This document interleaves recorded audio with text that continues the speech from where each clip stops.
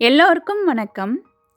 எங்க அம்மா பண்ற மெத்தட்ல கோழி அவரக்காய், சீனி அவரக்காய் 2லயும் 2 ரெசிபீஸ் பார்க்கலாம். இது 2மே எங்க அம்மா நான் ஸ்கூல் படிக்கும்போது, காலேஜ் படிக்கும்போதெல்லாம் எனக்கு வந்து டிஃபன் பாக்ஸ்ல செய்து தரக்கூடிய ரெசிபீஸ். 2மே நல்ல டேஸ்ட்டாட்டு இருக்கும். எனக்கு எப்பவுமே இந்த கோழி அவரக்கால இந்த சீடு வந்து ரொம்ப பிடிக்கும். இது வந்து சீனி அவரக்காய். இது வந்து புதுசா சமைக்கிறவங்க, அவங்களுக்கு இந்த காய்கறிகள் தெரியாதுல்ல, அவங்களுக்காக நான் சீனி அவரக்காய் எது, கோழி அவரக்காய் எதுன்னு தனியா நான் காட்டிக்கிட்டேன்னா, கோழி அவரக்கால இந்த சைடுல இருக்கக்கூடிய அந்த நரம்பு எல்லாமே எடுத்துறணும். நெறைய பேருக்கு வந்து இந்த காய்கறிகள்லாம் எப்படி கட் பண்ணணும்னு கூட தெரியாது, புதுசா சமைக்கிறவங்களுக்கு. நல்லா இந்த மாரி நம்ம குட்டி குட்டியாட்டு, நீட்டமாட்டு வெட்டி எடுத்துறணும். உங்களுக்கு சீடுலாம் இந்த மாரி முழுசா இருந்துச்சுன்னா, இந்த மாரி கொஞ்சமாட்டு முழுசா கூட எடுத்து போட்டுக்கலாம். ஏன்னா, நம்ம பண்ணக்கூடியது மசாலா கூட்டுல, அதில வந்து இந்த சீடும் நம்ம சாப்பிடும்போது நல்ல டேஸ்ட்டாட்டு இருக்கும். இதில கொஞ்சம் எண்ணெய் போட்டுட்டு, சின்னதாட்டு வெட்டி வச்சிருக்கக்கூடிய இந்த வெங்காயத்தையும் போட்டு, இது நல்லா இத வதக்கி விட்டுக்கலாம். இதுக்கு கொஞ்சம் இஞ்சி பூண்டு பேஸ்ட் போடணும். இஞ்சி பூண்டு பேஸ்ட் வந்து வீட்ல இல்ல அப்படின்னா, இஞ்சியும் பூண்டும் கொஞ்சம் சின்னதாட்டு வெட்டி போட்டுக்கலாம். கொஞ்சம் தக்காளியும் போட்டு நல்லா இத வதக்கி விட்டுட்டு, நம்ம ஆல்ரெடி வெட்டி வச்சிருக்கக்கூடிய இந்த வெஜிடபிள்ஸையும் இதில போட்டுறலாம். லைட்டா இத கிளறி விட்டுட்டு, இதுக்கு கொஞ்சம் மஞ்சள் பொடி, கொஞ்சம் வத்தல் பொடி, கொஞ்சம் தேவைக்கு உப்பும் போட்டுக்கலாம். நல்லா இத வந்து நல்லா கிளறி விட்டுக்கலாம். இனி இந்த காய் வேகறதுக்கு நமக்கு கொஞ்சம் தண்ணி விடணும். நெறைய தண்ணி விட வேண்டாம். ஒரு 1/4 கப் அளவுக்கு தண்ணி போட்டுட்டு, நல்லா இத மிக்ஸ் பண்ணிட்டு, எப்பவுமே இந்த மாரி வெஜிடபிள்ஸ் எல்லாமே கொஞ்சம் இந்த மாரி அமுக்கி விட்டு நம்ம மூடி வச்சுட்டோம் அப்படின்னா, அது சமமாட்டு நமக்கு வெந்து வந்துரும். அதனால கொஞ்சம் அமுக்கி விட்டு இந்த மூடி வச்சிடலாம். இத அரைக்கிறதுக்கு இதுக்கு ஒரு மசாலா தேவை. தேங்காய், சோம்பு, ஜீரகம். இந்த 3யும் நல்லா அரைச்சிட்டு வந்துடலாம். எடையே எடுத்து நம்ம இந்த மாரி கிளறிட்டு திரும்பவும் மூடி வச்சு இத வேக வைக்கலாம். இது வேகறதுக்கு சிலப்போ கொஞ்சம் நேரம் ஆகும். ஏன்னா, அதுக்குள்ளாடி இருக்கக்கூடிய சீடெல்லாம் போட்டிருக்கோம்ல. நல்லா இந்த மாரி நமக்கு கையால நம்ம லைட்டா நம்ம பிரஸ் பண்ணி பார்த்தா தெரியும் நமக்கு வெஜிடபிள்ஸ் வெந்திருக்குது. வெந்ததுக்கப்புறம் அரைச்ச மசாலாவும் போட்டுட்டு, இந்த கருவேப்பிலையும் போட்டுட்டு, நல்லா இத கிளறிட்டு கொஞ்சம் ஒரு 2, 3 நிமிஷம் ஏன்னா அந்த பச்சை ஸ்மெல் போற அளவுக்கு தான். 2, 3 நிமிஷம் ஆயாச்சுன்னா, இது வந்து ரெடி. அவரைக்கால செய்த மசாலா கூட்டு. சிலப்போ எங்க அம்மா அந்த தேங்காய்ல சோம்பு, ஜீரகம் போட்டு அரைப்பாங்கல்ல, அது கூடவே 1 கிராம்பு, சின்ன துண்டு பட்டை, 1 ஏலக்காய் இது கூட சிலப்போ போட்டு அரைப்பாங்க. அதுவுமே நல்லாருக்கும். இது ஃபுல்லா என்ன பண்ணுவாங்கன்னா, இதெல்லாம் மேல இருக்கிறதெல்லாம் எடுத்துட்டு, இந்த பாத்திரத்திலே கீழ கொஞ்சம் கிரேவி மாதிரி இருக்குல்ல, இதிலே எங்க அம்மா வந்து சாதத்த போட்டு அப்படியே மிக்ஸ் பண்ணி எனக்கு டிஃபன் பாக்ஸ்ல வச்சு குடுத்துருவாங்க. அப்புறம் இந்த காய் இருக்குல்ல வெஜிடபிள் இத வந்து தனியா இன்னொரு டிஃபன் பாக்ஸ்ல வச்சு தருவாங்க. ஸ்கூல்ல கொண்டு போய் அந்த பாத்திரத்த திறக்கும்போது ரொம்ப வாசனையாட்டு இருக்கும். டேஸ்ட்டுமே சூப்பராட்டு இருக்கும். இது ஆக்சுவலி நமக்கு சப்பாத்திக்கு கூட நல்லாயிருக்கும் இந்த இது.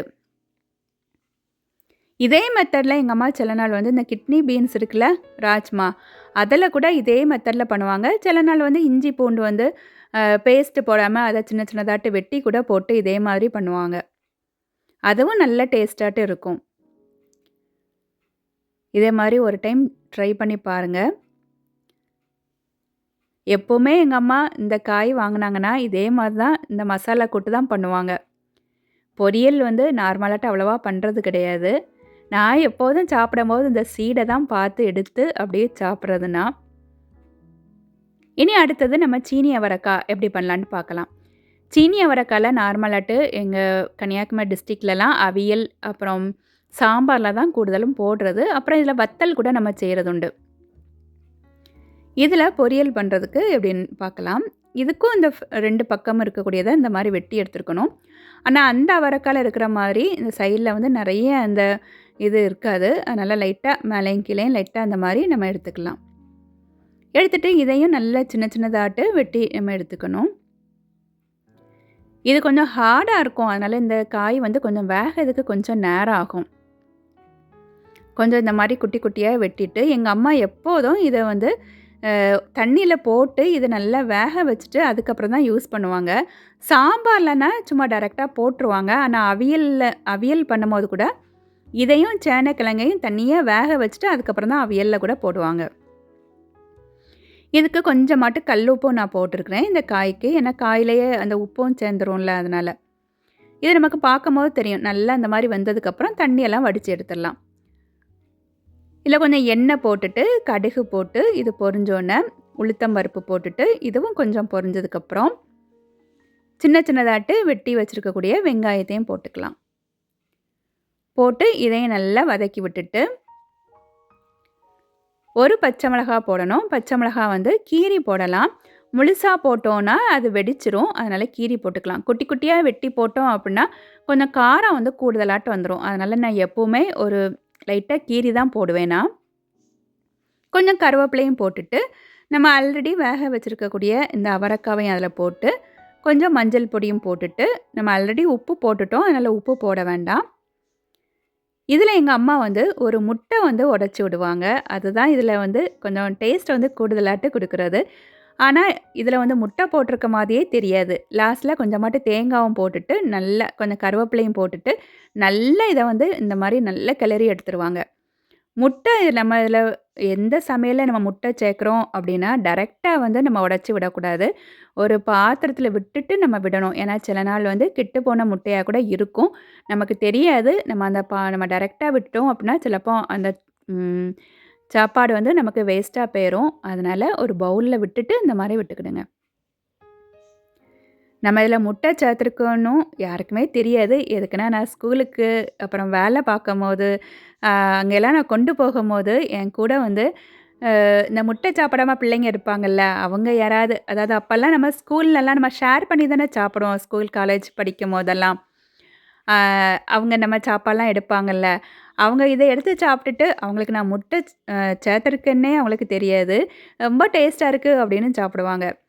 இதில முட்டை சேர்க்காம பொரியல் மாதிரி கூட பண்ணலாம். இதே மாதிரி வேக வச்சுட்டு லாஸ்ட்ல தேங்காய், ஜீரகம், கொஞ்சமா வத்தல் பொடி, அப்புறம் பூண்டு அரைச்சு போட்டு கூட நம்ம பொரியல் மாதிரி கூட பண்ணலாம். அதுவும் டேஸ்ட் வந்து நல்லாயிருக்கும். இதில இந்த காய் வந்து சாம்பார் பண்ணுறதுக்கு, அவியல் பண்ணுறதுக்கு இதே மாரி பண்ணிக்கலாம். இன்னுமே வந்து பொரியலும் பண்ணிக்கலாம்.